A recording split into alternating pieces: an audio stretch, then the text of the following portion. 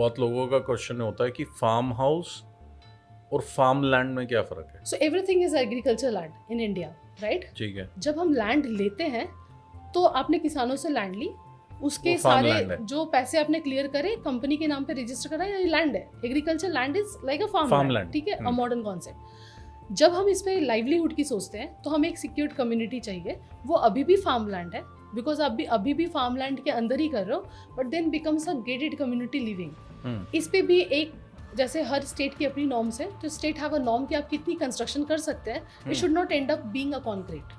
Correct. The whole idea is principally to secure the mother nature ठीक and है। be close to the nature, right? तो यहाँ पे अगर हम सिर्फ रॉ लैंड कर रहे हैं तो हम उसको कहते हैं एग्रीकल्चर लैंड। अगर उस रॉ लैंड पे आपने एक सस्टेनेबल लिविंग के लिए कुछ बना लिया है, छोटा सा एरिया जिसमें आप अपनी ऑर्गेनिक फार्मिंग भी इंजॉय कर रहे हो, आप रह भी रहे हो, वेकेशनल कितना होम भी area? कर रहे हो, so that is like in Rajasthan, Navgaon, we have FAR as 10%. So 10% can be constructed without the conversion of land uses. And if we do conversion of land uses वो possible है? Of course. So these are clear land titles and ये multi utility zone में convert कर सकते हैं सरकारी माध्यम से. So CLU is possible and you can convert into commercial, residential, warehouse, whatever you want. Zoning is being defined.